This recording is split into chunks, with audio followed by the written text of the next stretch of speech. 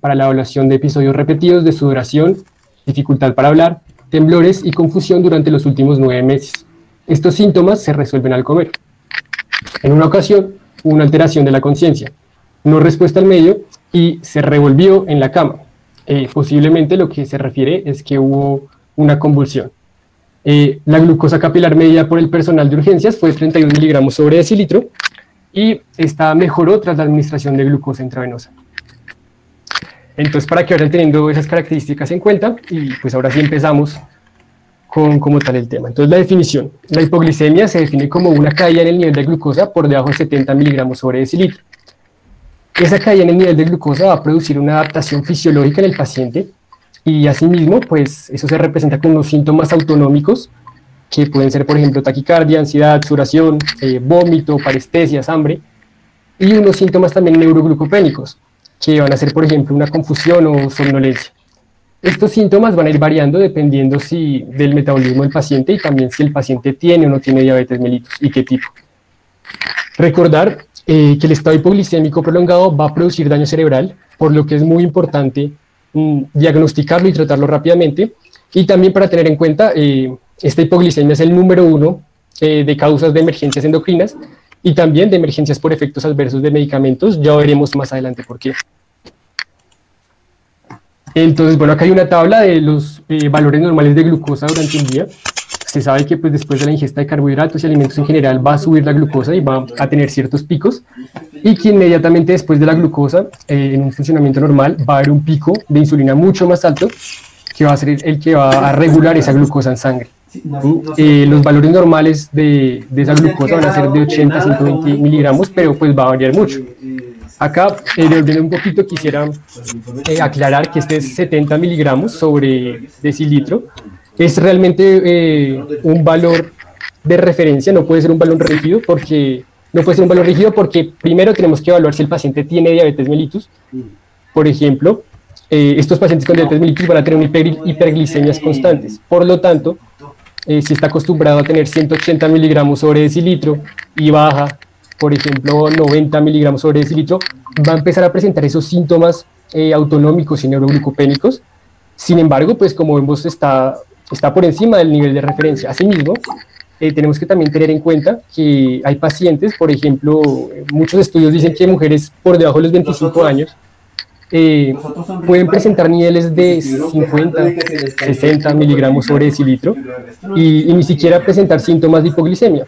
Y esto no se caracteriza como hipoglicemia. Por lo tanto, es muy importante saber que esto no es un valor rígido y que tenemos que tener en cuenta muchos factores del paciente, como el ejercicio, no sé, su metabolismo, sus enfermedades, y listo. Eso sería por ese lado.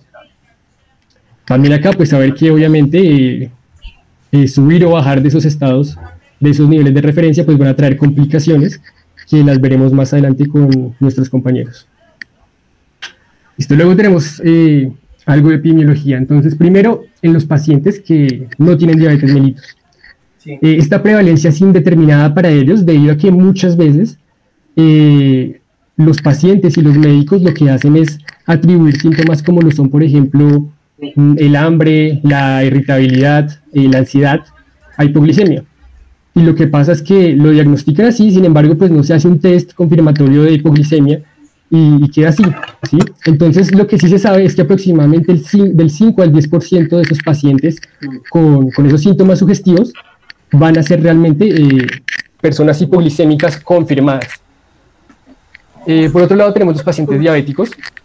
Estos pacientes diabéticos, pues en general, sufren mucho más hipoglicemias que los no diabéticos. Y también van a tener como causa número 1 la hipoglicemia inducida por medicamentos, que va a ser por exceso de insulina, generalmente por mal manejo. En este caso también es muy difícil saber esa prevalencia de los diabéticos porque, pues como ustedes imaginarán, esos eventos hipoglicémicos se presentan fuera de un centro hospitalario, ¿verdad? Entonces pues no se puede medir mucho y lo que hacen es hacer encuestas a los pacientes diabéticos para preguntarles pues cada cuánto han tenido, cuándo fue la última vez, y lo que nos han mostrado los datos de esos, obviamente varía mucho a nivel regional, pero lo que nos han mostrado los datos de esos es que los pacientes con diabetes mellitus tipo 1 sufren bastante de hipoglicemias. El 90% de estos pacientes que son dependientes han presentado al menos un caso de hipoglicemia en el último año, mientras que los pacientes con diabetes mellitus tipo 2, del 10 al 35%, han manifestado que han necesitado de ayuda externa para calmar esos síntomas producidos por la hipoglicemia. Listo. Ahora entraremos un poco en lo que es la fisiopatología. La glucosa como tal va a entrar a la célula beta pancreática al principio y lo va a hacer mediante el GLUT2. Y esta glucosa cuando entra a la célula va a tener un camino metabólico que es la glicólisis, y la principal acá enzima involucrada va a ser la glucoquinasa. Esta glucoquinasa va a funcionar como un sensor de glucosa en el cuerpo. Además de esa glucoquinasa, los procesos metabólicos de la glucosa van a hacer que se produzca este ATP. Todos esos procesos metabólicos van a contribuir a este ATP que suba, y cuando este ATP pues, es alto dentro de la célula, lo que va a hacer es inhibir estos canales de potasio, y cuando se inhiben esos canales de potasio, pues se va a despolarizar la membrana celular. En ese momento se va a poder entrar el calcio por esos canales, y el calcio va a ayudar a las membranas, a las vesículas de insulina a que se puedan secretar. Otro factor importante, aparte de esto, es lo que tenemos como el precursor de la insulina, ¿no? Que va a ser la proinsulina. Acá tenemos esta molécula que va a estar compuesta por tres cadenas, cadena A y cadena B, que posteriormente van a ser la insulina, y la cadena C, que posteriormente va a ser el péptido C, que van a ser muy importantes porque cuando esto salga, o bueno, se sintetice en la sangre, lo que se vaya a la sangre, lo que va a pasar es que estas concentraciones de péptido C y las concentraciones de insulina van a ser iguales. Pero entonces, ¿eso en qué nos serviría? Eso nos va a servir en muchos laboratorios, porque entonces podríamos determinar, dependiendo de esta proinsulina o midiendo este péptido C, si esta insulina realmente que tiene es endógena o exógena, porque si medimos la insulina en un paciente, pues no tenemos manera de saberlo, ¿sí? Eso más adelante lo va a explicar David, pero pues es como para darles un abrebocas de esto. Acá ya tenemos un poco más del eje fisiológico, tenemos un estado preprandial, donde no hay glucosa, por tanto no hay insulina, y cuando no hay insulina, ya también lo veremos en la siguiente diapositiva, pues se van a activar ciertas hormonas contrarreguladoras como lo son el glucagón. Este glucagón va a ser muy importante para procesos metabólicos como lo son la glicogenólisis y como lo son la gluconeogénesis. Estos dos procesos metabólicos se van a encargar de, a partir de otros sustratos como son lactato, ácidos grasos y aminoácidos, producir glucosa. Por tanto, pues no se va a producir una lipogénesis, y también tener en cuenta que estos ácidos grasos van a ser sustrato para el glicógeno muscular.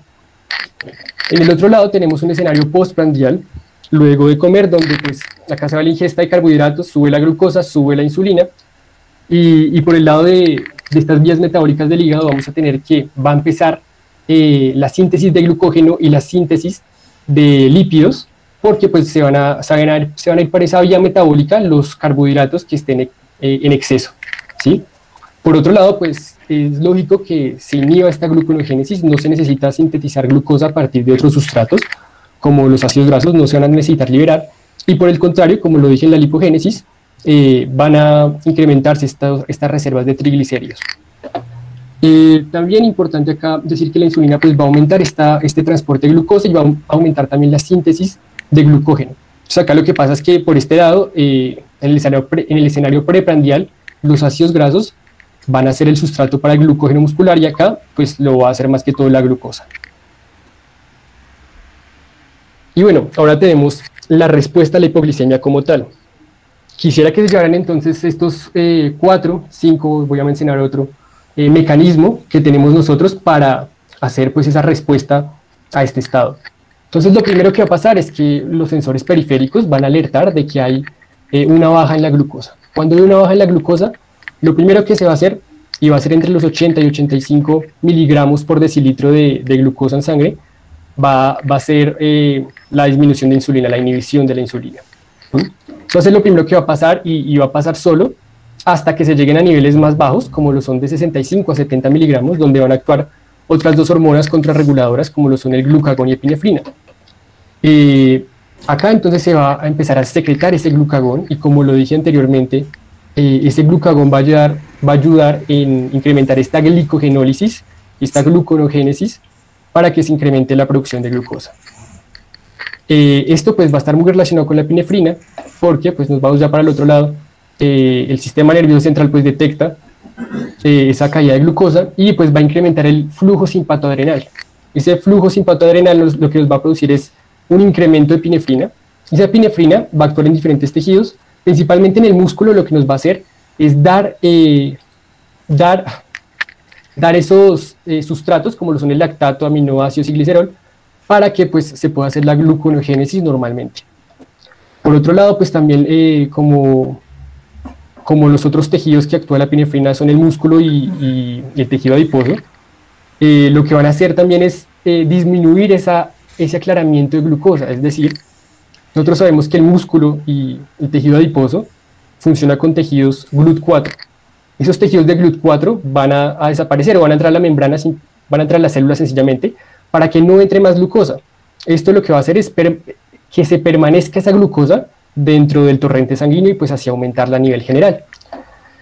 Entonces tenemos insulina baja, glucagón sube, epinefrina sube, y por último tenemos que el cortisol y la hormona de crecimiento también sube después de varias horas de este estado hipoglicémico, y lo que van a hacer principalmente, acá no está ilustrado, pero lo que harán será inhibir o seguir con esa inhibición de la insulina y también promover el efecto de las vías metabólicas que están activas en el hígado. Como quinto punto adicional que podríamos poner sería este incremento de los síntomas neurogénicos debido al incremento del flujo simpatoadrenal, donde veremos que se producirá hambre, que será un factor importante para que entonces empecemos a consumir carbohidratos y también así incrementar la glucosa. Muy buenas noches. El doctor Juan Diego nos habló acerca de esos mecanismos que tenemos para la homeostasis de la glucosa, y ahorita vamos a hablar qué podría salir mal, ¿sí? Entonces, cuando fallan esos mecanismos, pues tenemos entonces el desbalance y la hipoglicemia. Lo primero que podría salir mal entonces es pues que no haya glucosa porque hay un ayuno prolongado. Aparte de este ayuno prolongado, podríamos tener un aumento en el metabolismo de la glucosa, por ejemplo, por un ejercicio extenuante. Ya centrándonos en la insulina y en el páncreas, vamos a ver que aquí es importante hablar acerca de los pacientes que tienen diabetes mellitus y aquellos que no. En los pacientes que tienen diabetes mellitus referido a la insulina, podríamos encontrar que hay un exceso de insulina, ¿sí? O de otros medicamentos que son hipoglicemiantes, por ejemplo la sulfonilureas, ¿sí? Puede ser que no haya un exceso directo de estos medicamentos, sino que haya una interacción medicamentosa que entonces me aumente los niveles en sangre de estos compuestos. Aparte de eso, podríamos tener que en estos pacientes se puede desarrollar un desorden facticio, y ahorita más adelante vamos a saber cómo detectar esos desórdenes facticios. Es importante tener en cuenta que en el paciente diabético, en el paciente con diabetes de larga data, vamos a tener un impacto, si la enfermedad no está bien controlada, en tejidos como el riñón. Y aquí el riñón es importante por dos partes. La primera parte es que el riñón es importante en el aclaramiento de la insulina, ¿sí? Entonces, pues los pacientes con falla renal, ¿cierto? Vamos a tener que ajustar esas dosis de insulina, pero si no nos damos cuenta que el paciente está en falla renal, pues podría el paciente entrar en hipoglicemia.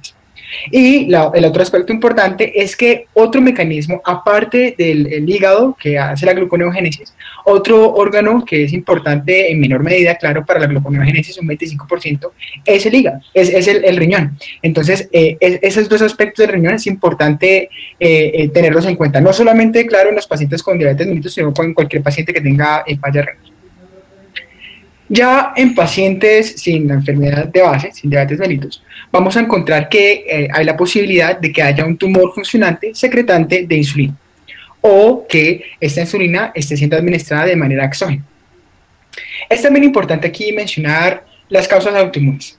Y hay dos causas autoinmunes que vamos a hablar así muy rápidamente. La primera es el síndrome hipoglicémico autoinmune, ¿cierto? O la enfermedad de Hirata. Esta no es común, ¿cierto? Es más común en poblaciones asiáticas. En Chile se han reportado casos, de pronto no es lo más común que vamos a hablar, pero el mecanismo fisiopatológico es interesante en cuanto a que es una hipoglicemia postprandial. Y se da debido a que una vez aumentan los picos de insulina, hay un secuestro, por así decirlo, por parte de anticuerpos de esa insulina. Pasados un periodo de 3 a 4 horas, la dinámica del anticuerpo, la cinética del anticuerpo permite que haya la liberación de insulina, esa insulina que estaba previamente secuestrada, y por lo tanto tenemos un pico de insulina que no está en el mismo tiempo que pues, la entrada de la glucosa. Entonces ahí tenemos el mecanismo de hipoglicemia.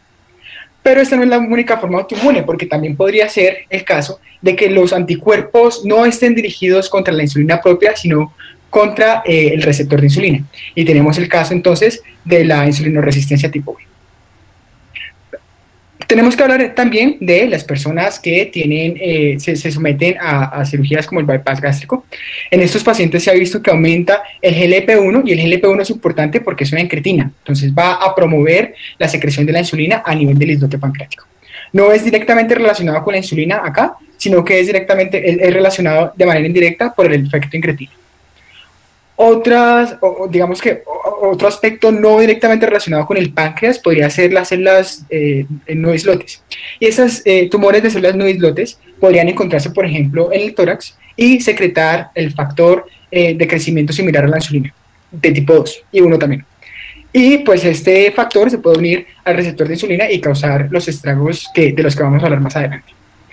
Por último, ya ubicados en el páncreas, podríamos tener la necidoblastosis, ¿cierto? Que es ese aumento, ese incremento en las células endocrinas del páncreas con el aumento en la producción de insulina causando la hipoglicemia hiperinsulinémica. Esto es más que todo en niños, ¿sí? Salgamos del páncreas y concentrémonos en el hígado. En el hígado podríamos tener que los pacientes no diabéticos, o también, pero todos los pacientes que tomen betabloqueadores no selectivos, podrían disminuir la acción del sistema simpático en los casos de hipoglicemia. Ya nos comentaba el doctor Juan Diego que estos estímulos simpáticos promovían la glucogenólisis y la gluconeogénesis. Tenemos también el caso del consumo de alcohol crónico y de la cirrosis, pues que inhiben también estos dos mecanismos que intentan promover la homeostasis de la glucosa. Tenemos también aquí, importante mencionar, las enfermedades del almacenamiento del glucógeno, en donde hay deficiencias enzimáticas que no nos permiten el aprovechamiento de esta molécula. Y pues podríamos hablar aquí también de errores innatos del metabolismo y de desórdenes mitocondriales que podrían cursar con hipoglicemia, haciendo la salvedad de que los pacientes acá también serían de población pediátrica. Hablando de la última molécula que se mencionó para la homeostasis del cortisol, podríamos encontrar que hay deficiencias en esta molécula por varias causas. Una causa podría ser la insuficiencia adrenal. Y en esta insuficiencia adrenal, una causa de insuficiencia adrenal podría ser una enfermedad de Addison, haciendo la salvedad de que si encontramos una enfermedad de Addison, es importante la investigación de otras glándulas endocrinas, como por ejemplo si el paciente, además de la enfermedad de Addison, tiene diabetes mellitus tipo 1 o tiene hipotiroidismo autoinmune, porque podríamos aquí configurar lo que es el síndrome poliglandular autoinmune. No es común la enfermedad de Addison, pero es común que se presente en estos síntomas. El hipopituitarismo también actuaría pues, disminuyendo el cortisol cuando afecta el eje del cortisol. Por último, hablando acerca del sistema nervioso simpático, tenemos que devolvernos a los pacientes diabéticos. Ahí en el cuadro morado podemos ver que los pacientes con diabetes mellitus podrían tener una disfunción autonómica. La diabetes no solamente afecta a los nervios periféricos que conducen, no sé, para la movilidad, por ejemplo, la sensibilidad, afecta también el sistema autonómico. Por lo tanto, podría pasar que en los pacientes diabéticos, este sistema que no solamente regula y me ayuda a promover la homeostasis de la glucosa, sino también me da los signos de alarma, esté fallando. Otro aspecto importante acá también son los betabloqueadores, pues porque me inhiben el sistema simpático, la respuesta simpática, y también los eventos agudos. Y es que en los casos, por ejemplo, de sepsis, de trauma, de quemaduras, etcétera, pues voy a tener un aumento en el consumo de la glucosa. Hablemos acerca de los hallazgos clínicos. ¿Qué yo voy a encontrar en el paciente con hipoglicemia? Vamos a dividir los síntomas en dos. El primero es neuroautonómicos, que son los referidos o producto de esa activación del sistema nervioso simpático parasimpático. Simpático, como por ejemplo los temblores, la palidez, la ansiedad, la taquicardia, las senescencias cardíacas, etc. Y también pues encontramos parasimpático, como por ejemplo la confusión, la agitación, la fatiga, las crisis convulsivas, los estados de alteración de conciencia, desde la somnolencia, la obnubilación, el estupor, el coma y hasta la muerte. ¿Sí? Es también, ¿cierto?, importante aquí recalcar que el cerebro es dependiente de glucosa, la glucosa es el mayor sustrato para que se extraiga energía en el tejido cerebral. Y por lo tanto, pues la deficiencia de este sustrato importante, pues nos va a causar, digamos que estos síntomas que vamos a nombrar ahorita, que son los síntomas neuroglicopénicos. Entonces, neuroautonómicos, perdón, tenemos la activación del sistema simpático y el parasimpático. En el simpático, el temblor, la palidez, la ansiedad, la taquicardia, y en el parasimpático, el hambre, las parestesias, náusea, vómito. Y neuroglicopénicos, los que había nombrado, que la agitación, la confusión, las crisis de convulsivas, la somnolencia, etc. ¿Sí? Aquí es muy importante hablar acerca de que no en todos los pacientes, como se mencionaba ahorita, existen estos síntomas. Estos síntomas se van a ver enmascarados, como ya lo habíamos dicho, por el consumo de betabloqueadores. Y además, en los pacientes con diabetes mellitus, pues van a tener un rango diferente, digamos, va a haber un umbral diferente para que comiencen los síntomas y estos hallazgos clínicos. Es importante aquí hacer la salvedad de que se podría confundir el clínico con un trastorno psiquiátrico, ¿sí? Por ejemplo, con una ansiedad, ¿sí? Y por ello, pues es importante descartarle a un paciente que pues tenga, digamos que episodios de ansiedad, con sudoración, taquicardia, vómito, etcétera, pues que no esté cursando con una hipoglicemia.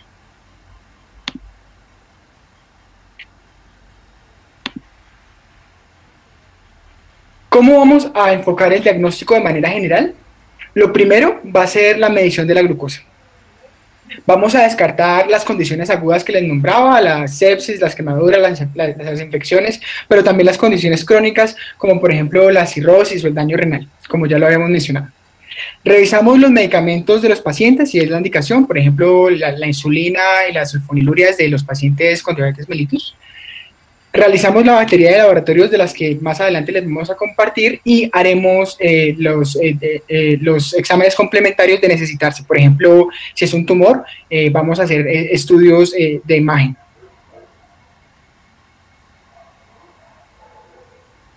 Entonces, aquí también es importante la diferenciación entre pacientes diabéticos y no diabéticos.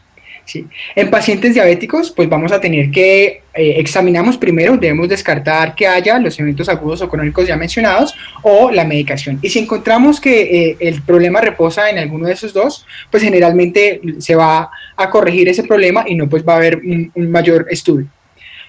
De no encontrarse el problema, vamos a pedir una batería inicial. Esa batería inicial debe incluir, por ejemplo, enzimas hepáticas por la cirrosis y los problemas hepáticos, un uroanálisis, un cuadro hemático para mirar si de pronto hay infección y un panel metabólico basal. También es importante en estos pacientes la medición de los niveles de insulina y sulfonilurias.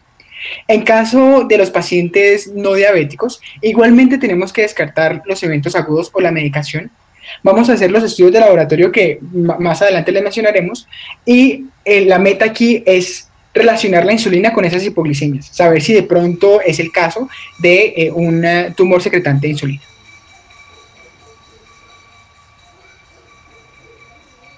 Entonces, en el laboratorio realmente es importante aquí hacer la mención de que una sola medición por debajo de los 55 miligramos por decilitro no es diagnóstico por sí solo de una hipoglicemia. Puede pasar que sea un resultado falsamente bajo debido a la glicólisis y por lo tanto se recomienda realizar o tomar estos exámenes con un inhibidor de la glicólisis. Pero entonces, si no solamente es la cifra, ¿qué más lo es? Pues aquí vemos que hay una triada que se llama la triada de Whipple, que consiste en la glucosa baja, pero que concomitantemente haya síntomas consistentes con hipoglicemia, de los que ya les mencionaba, los neuroautonómicos y los neuroglicopénicos. Y aparte que cuando se realice el tratamiento agudo, cuando se intente subir la glucosa, esos síntomas desaparezcan o se mejoren. Entonces vamos a ver qué es lo que hacemos en el laboratorio, qué estudios de laboratorio se realicen. Pues se trata de replicar el estado hipoglicémico, ¿cierto? Y se va a medir los niveles de antidiabéticos como la insulina y las sulfonilurias, también el beta-hidroxibutirato que nos va a dar cuenta de los cuerpos cetónicos, vamos a hablar ahorita sobre la relación, la proinsulina y el péptido C, la glucosa y otros importantes como por ejemplo anticuerpos si se está sospechando una etiología autoinmune, IGF, si no se sospecha que es algo propiamente del eje de insulina, sino de este eje, imágenes como ya les comentaba, transaminasas para mirar función hepática, cortisol para el eje del cortisol y la creatinina para los riñones. Pero ¿qué pasa si el paciente no tiene hipoglicemia? Pues la respuesta es, realmente se la provocamos. Entonces, lo primero es que el paciente, vamos a hablar primero de la hipoglicemia que sucede en periodos preprandiales, ¿cierto? El propósito es documentar la entrada de Whipple o esclarecer cuál es el papel, cuál es el papel de la hipoglicemia con la insulina. Sí. Lo vamos a iniciar, el paciente lo inicia desde casa, es la preparación prehospitalaria, se le pide al paciente que consuma la última comida del día, la cena, y que suspenda todos los medicamentos no esenciales que está consumiendo. El paciente solamente podrá beber bebidas de contenido no calórico y sin cafeína, y debería replicar las actividades del día a día, es decir, las actividades que realiza normalmente, pues para que digamos que la tasa metabólica basal y todo el requerimiento que realizan como sus actividades diarias, pues no se vea como, no nos dé diferente por si el paciente, por ejemplo, solamente duerme antes de realizar el examen. Una vez llega al hospital, ¿cierto? Lo que vamos a tener es que se va a realizar las 72 horas de ayuno. 72 horas contadas claramente desde que inicia la última cena, desde que toma la última cena. Lo que se hace ahí en el hospital es que se recolectan muestras. Estas muestras se recolectan cada 6 horas hasta que se llegue a los 60 miligramos de decilitro. Desde ahí vamos a comenzar a recolectar las muestras cada hora. Estas son las muestras, las últimas, las realmente útiles, las menores de 60 miligramos por decilitro. Entonces, las muestras primeras es para documentar que el paciente llega a ese umbral y las siguientes son las que se van a analizar esos laboratorios que ya mencionábamos, el beta-hidroxibutirato, la insulina, la proinsulina, etc. Si son anticuerpos antiinsulina, regálame la diapositiva anterior, por favor. Gracias. Si son los anticuerpos antiinsulina, pues realmente, digamos que tiene más indicación cuando el paciente está en periodo postprandial, por lo que ya les comentaba, por ejemplo, en ese síndrome hipoglicémico autoinmune. Entonces, pues aquí en horas de ayuno, pues de pronto no sería como tal la indicación, pero, ¿cuándo debemos terminar el test? Pues lo debemos terminar cuando el paciente alcance cifras menores de 45 miligramos de decilitro, o de 55 miligramos de decilitro en la presencia de la entrada de Whipple, o llevarlo hasta las 72 horas, pues de ser necesario. ¿Por qué de ser necesario? Resulta que hay estudios que nos comentan que es posible encontrar los pacientes con insulinomas hasta las 48 horas, es decir, que alrededor del 95% de los pacientes con insulinomas se revela hasta las 48 horas, nos dan los laboratorios que necesitamos. Otros estudios dicen que no, que es mejor y que el 99% de estos pacientes van a hacerse clínicamente o por laboratorio evidentes hasta las 72 horas. Entonces eso es como un debate, una discusión ahí que se tiene. Por último, lo que se hace es que, aparte de colectar las muestras, cuando ya el paciente alcanza esos niveles o alcanza esas horas, vamos a poner 1 miligramo de glucagón intramuscular y pues se va a recolectar tubos de 10 minutos, 20 minutos y 30 minutos post la inyección de glucagón y se va a alimentar el paciente. Realmente lo del glucagón no se hace en todas las partes, creo que aquí no se realiza la parte del glucagón. ¿Qué pasa entonces si es postprandial? Pues ahí las cosas se nos complican un poco más. Primero porque no está estandarizado los resultados, es decir, no hay, digamos que recomendaciones que nos digan, no, dele al paciente una hamburguesa, dele al paciente una pizza, etc. ¿Sí? No está estandarizado. Sí se recomienda que no se le den dietas líquidas, pues porque el vaciamiento gástrico, digamos que esas dietas líquidas podrían dar un pico de insulina mayor, que no es lo que nosotros necesitamos para mirar lo que queremos mirar aquí en la hipoglicemia postprandial. Se recomienda también que no sea realizado una PTOG, sin embargo, se han estudiado casos de hipoglicemia postprandiales con PTOG, con buenos resultados, en los casos, por ejemplo, de este síndrome hipoglicémico autoinmune, de la enfermedad de Hirata. Y además de esto, pues también se está, digamos que pensando en realizar monitoreo continuo de glucosa, que es un aparato que mide constantemente la glucosa por un periodo de tiempo determinado, y pues el paciente también escribe lo que consume para saber cómo es esa relación alimento versus hipoglicemia. Entonces, ya hicimos los laboratorios, recolectamos los tubos. Ahorita miremos algunas de las cifras que nos podrían dar y la interpretación a la luz de los síndromes que causan hipoglicemia. Entonces, por ejemplo, a ver, quiero que por favor tornen su atención a lo que pasa con la insulina exógena. En la insulina exógena, pues voy a tener en la hipoglicemia pues valores disminuidos de 55 miligramos decilitro de glucosa. Voy a tener una insulina elevada, pero aquí el péptido C y la proinsulina van a estar disminuidos, pues porque uno inyecta solamente la insulina, no el péptido C, que es como lo que me dice que se está haciendo de manera endógena. Beta-hidroxibutirato está disminuido también, ¿por qué? Porque, como lo mencionábamos al inicio, la insulina inhibe la lipólisis, ¿cierto? Y pues la lipólisis, los ácidos grasos son el sustrato, digamos, para los cuerpos cetónicos. ¿Sí? Entonces, pues aquí en la insulina exógena lo que encontramos es, y es importante, que hay una insulina elevada en presencia de un péptido C y una proinsulina disminuida.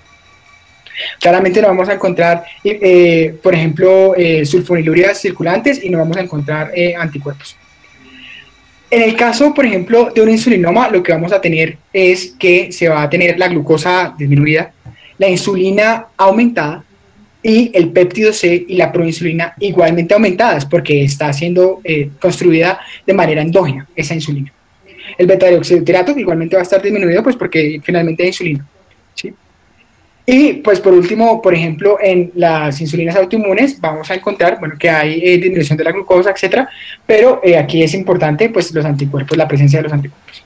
Entonces, este es el mismo caso, es María, ¿sí? Vamos a ver cómo interpretamos a María. Entonces, se le realizó el examen, a las 48 horas ya fue suficiente, ¿sí? Tuvo los síntomas, y además se le midió los laboratorios que dieron lo siguiente: la glucosa disminuida, la insulina aumentada en presencia de péptido C y de proinsulina aumentada también, un beta-hidroxibutirato disminuido. Con esos laboratorios quisiera que escribieran por el chat o abrieran el micrófono como quieran. Piensen en cuáles de esas causas mencionadas podría ser, ¿sí? Si de pronto es una autoinmune o un insulinoma o por IGF, ¿qué piensan ustedes?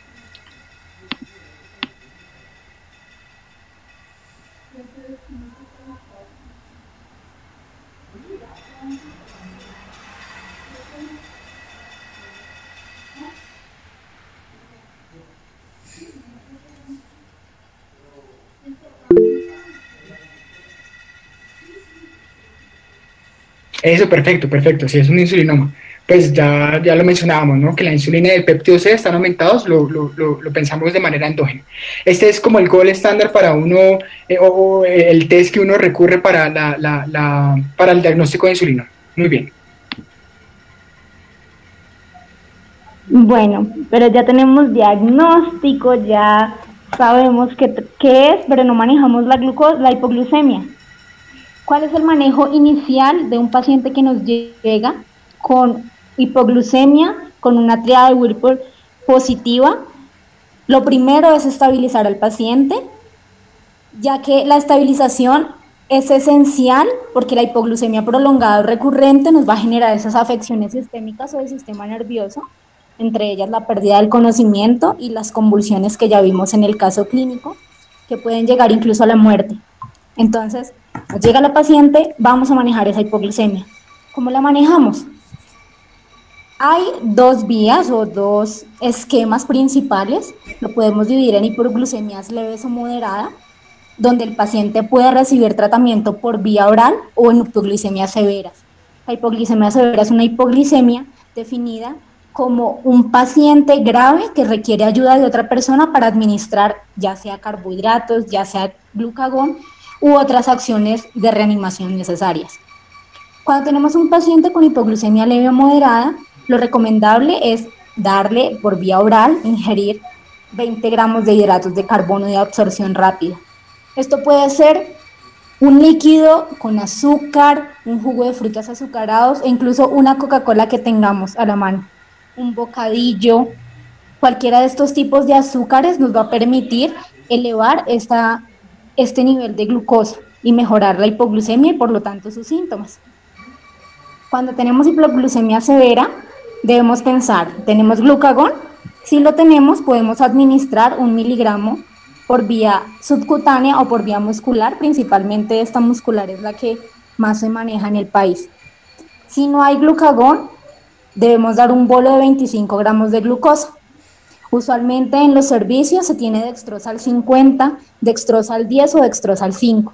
Entonces, dependiendo de la concentración de dextrosa que tengamos, así va a ser los centímetros cúbicos que pasemos de la solución para poder completar estos 25 gramos de glucosa, ya sean 50 cc en dextrosal 50, 250 en dextrosal 10 o 500 en dextrosal 5. Posterior a esto vamos a esperar 15 minutos, vamos a tomar nuevamente una glucemia y vamos a verificar si los niveles subieron y están normales y el paciente mejoró sus síntomas. En caso de no mejoría, podemos repetir este manejo o dar carbohidratos complejos vía oral, que lo que nos van a permitir es también estabilizar al paciente. Entonces, este manejo es esencial, es lo primero que vamos a hacer, incluso antes de pensar si es un insulinoma o si es cualquier otra afección endocrina. Si ya tenemos estabilizado al paciente, vamos a pasar al manejo de causas. Vamos principalmente, o primero les voy a hablar un poco del manejo de causas no asociadas a diabetes mellitus.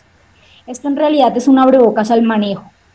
Lo usual es que cuando las patologías van más allá de una regulación en el tratamiento de una diabetes, deban ser manejadas por un especialista, principalmente un endocrinólogo. Sin embargo, es necesario que conozcamos estas otras etiologías y tengamos una aproximación básica o esencial a su abordaje y su manejo. Como ya lo decían mis compañeros, tenemos enfermedades críticas o deficiencias endocrinas, entre ellas la enfermedad de Addison, el hipopituitarismo, afecciones como la insuficiencia renal, la insuficiencia hepática, la sepsis, que nos van a disminuir la función endocrina o aumentar los requerimientos. Entonces, en estos casos puntuales, vamos a ir a solucionar estas afecciones o estas causas específicas que son en últimas las que nos están generando la hipoglucemia. Siempre pensando en realizar un manejo adecuado, pero también una prevención para que estos casos no vuelvan a ocurrir. Tenemos también el síndrome de hipoglucemia pancreática no insulínica. Este muchas veces está asociado incluso a operatorios de bypass. Hay dos bases en el tratamiento. El primer paso es la modificación nutricional. En esta modificación se reduce la ingesta de carbohidratos y se espacía también a lo largo del día.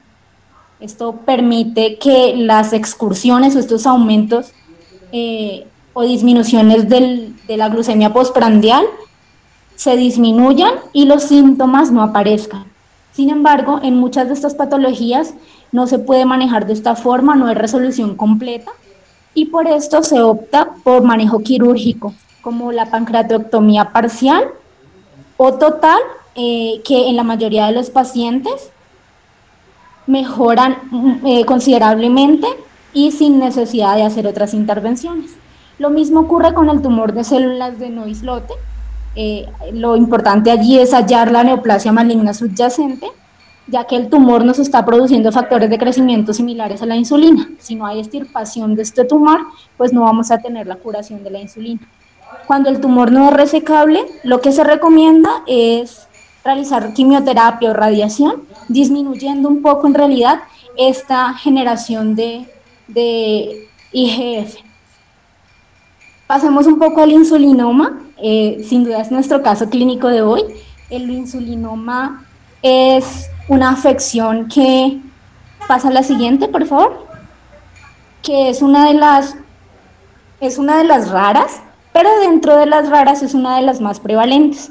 Entonces, por eso vinimos a traerlo a colación. No todas las hipoglucemias se pueden achacar a una diabetes o se pueden dejar pasar así. Siempre hay que buscar otras causas, incluso en un paciente diabético. En este caso, lo que se hizo fue, se tenía los laboratorios que nos indicaban que eran un insulinoma, entonces se realizó una ecografía y una tomografía, encontrando una lesión de 1,5 centímetros en la cabeza del páncreas. Se identificó la ubicación y fue sometido el paciente a una enucleación, que es en estos casos lo que se hace, resecar, sacar este insulinoma, y se tiene una curación completa y una mejoría completa de la afección. Ahora pasemos un poquito a lo más común, ¿no? Diabetes e hipoglicemia. Está comprobado que la hipoglicemia en un paciente diabético es un factor limitante en su manejo. Es tanto en pacientes con diabetes mellitus tipo 1 como en en pacientes con tipo 2, debido al uso de sulfonirurias, meglitinida o insulina. Es directamente proporcional. Cuando el riesgo de hipoglucemia aumenta es porque hay una disminución considerable en la hemoglobina glicosilada. Entonces aquí nos debemos poner a pensar cuáles son los objetivos de tratamiento en un paciente que tiene diabetes y que tiene un riesgo de hipoglicemia alto, ¿sí? Y por esto se ha demostrado que se puede ser menos estrictos en estos objetivos, si bien se espera que la hemoglobina glicosilada esté cercano al 7, en pacientes con antecedentes de hipoglicemia grave, con esperanza de vida limitada o que no tienen un adecuado control y un ajuste de sus medicamentos según el ejercicio y la alimentación, pues se recomienda que estos objetivos de tratamiento pueden aumentar un poquito más, llegando incluso a un 8 o un 8.5. Sin embargo, siempre es importante evaluar el riesgo en un paciente, evaluar también la ingesta de alcohol, medicamentos adicionales como los AINES y los IECA, e incluso insuficiencia renal o hepática. Y realizar una adecuada educación al paciente, enseñarle a reconocer los síntomas, a que actúe rápido y a que tenga un acompañamiento también familiar y social importante. Todo esto es nuestra labor como médicos. En la siguiente diapositiva les voy a mostrar el kit de glucagón. Este kit de glucagón se da a los pacientes con diabetes mellitus tipo 1 y tipo 2 en manejo con insulinas y que han demostrado que tienen factores de riesgo de hipoglucemia altos. Este kit consiste en la jeringa y la glucosa y el glucagón. Este glucagón debe ser administrado en los episodios en donde tenga la hipoglucemia confirmada con síntomas y debe ser llevado siempre con él. Ya para finalizar, quiero destacar las consecuencias de los episodios de hipoglucemia, principalmente en pacientes diabéticos. La mortalidad, se ha demostrado que del 6 al 10% de las muertes por diabetes mellitus tipo 1 son asociadas a hipoglicemia. En tipo 2 también hay reportes aproximados del 10%. Y como ya les decía, los pacientes con un tratamiento muy estricto tienen 3 veces más de sufrir hipoglucemia que los pacientes con un tratamiento un poco más flexible. Y el 90% de los pacientes con insulina experimentan o experimentarán episodios de hipoglucemia. Por esto es muy importante saberlo manejar y hablar con el paciente al respecto. Además, la hipoglucemia es un marcador de mal pronóstico. Requiere que nosotros nos sentemos a pensar en el tratamiento que le estamos dando y pensar en realidad por qué más allá de este tratamiento el paciente no se puede estar haciendo hipoglicemia. Y como segunda medida hay un deterioro de la calidad de vida y un bajo control glucémico. Es una de las emergencias diabéticas más importantes, nos puede predisponer a disfunción cognitiva y hasta demencia, pero también el paciente coge un miedo impresionante al tratamiento de la diabetes, pudiendo incluso llegar a aumentar sus niveles de glucosa posterior a un evento de hipoglicemia. Sienten literal que se murieron y que se van a morir. Entonces, nuevamente, puedo ser muy cansona con esto, pero es allí donde la educación al paciente con respecto a su enfermedad, a sus hábitos alimenticios y al ejercicio y otras drogas son esenciales. Es un tema sumamente grande. A veces pensamos que la hipoglicemia es solo diabetes, pero como ya nos dimos cuenta, no es así. Y queremos dejarles algunos mensajes para la casa. Lo importante de esto es, sin duda, que se lleven un poco de todas las etiologías posibles para una hipoglucemia, que recuerden el tratamiento y que se apropien de un paciente que tenga diabetes mellitus. El primer mensaje para la casa es que la homeostasis de la glucosa requiere de respuestas fisiológicas mediadas por hormonas reguladoras y contrarreguladoras, pero la incapacidad de mantener este balance a nivel corporal y metabólico es el desencadenante de los síntomas. Si bien la hipoglucemia es más prevalente en pacientes diabéticos, su etiología abarca otras patologías que también deben valorarse para enfocar el tratamiento específico. La medición de glucosa baja es necesaria, mas no suficiente para el control de la hipoglucemia. Aquí recordemos la triada de Whipple, que es que el paciente tenga hipoglucemia, tenga síntomas y mejore con administración de glucosa.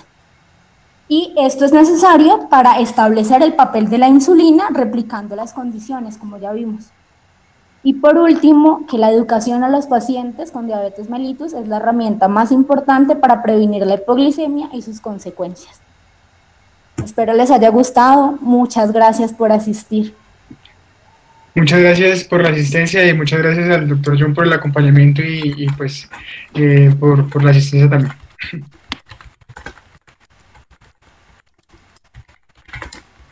Gracias a ustedes, muchachos, una excelente charla. Iba a invitar precisamente al doctor John si quería decir unas palabras y agradecerle también por su asistencia. Bueno, chicos, nada, felicitarlos. Me parece que hicieron un excelente trabajo, un excelente desarrollo del tema. Es un tema bastante complejo, que incluso, que miren ustedes que no todos los médicos estamos familiarizados con esta condición de la hipoglicemia, y a veces incurrimos en ciertas falencias a la hora de hacer el enfoque diagnóstico.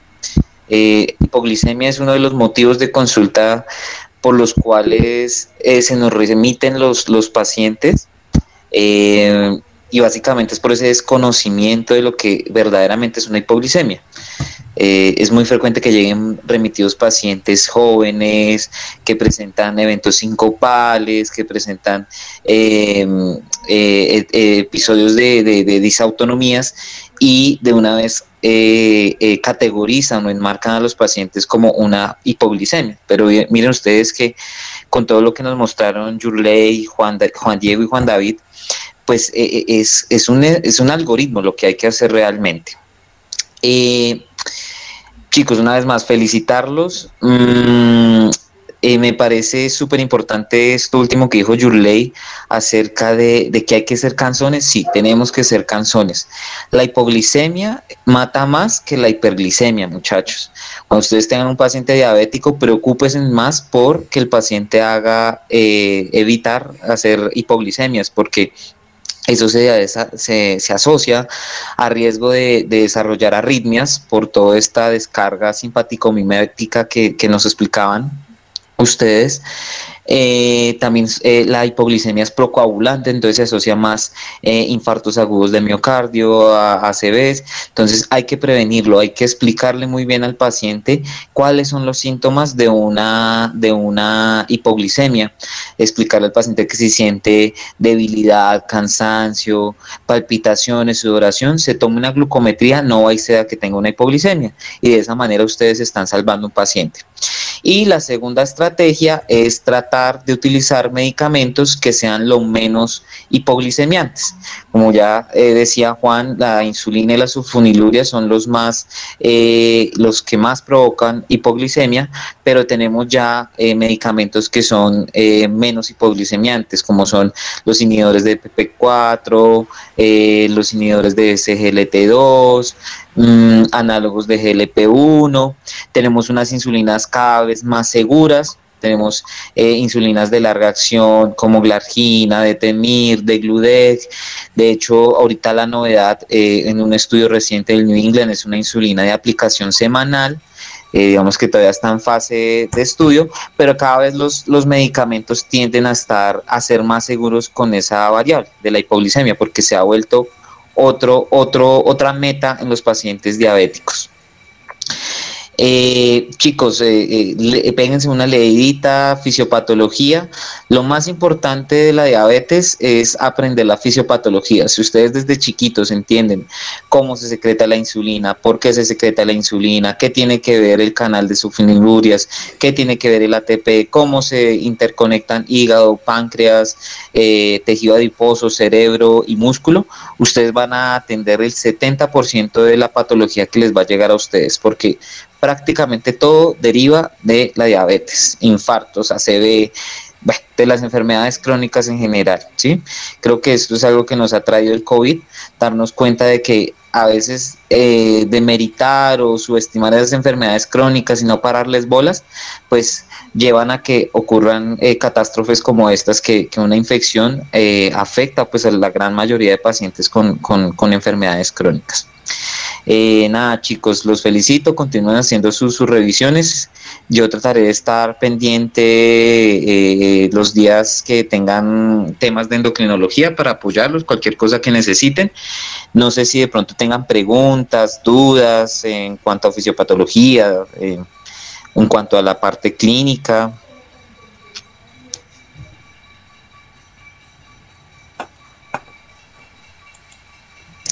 También quiero felicitarlos por el manejo del tiempo, creo que fue importante y así tienen que ser las cosas, muy concretas.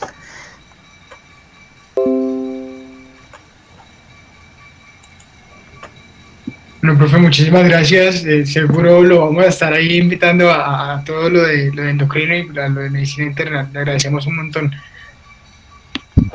Vale, muchas gracias por la invitación. Sí, correcto. Muchas gracias, doctor John. Muchas gracias a los muchachos de la charla y muchas gracias a todos los asistentes. Los invito a dejar su nombre y su número de cédula para la asistencia, que es muy importante para nosotros, y desearles una excelente noche a todos.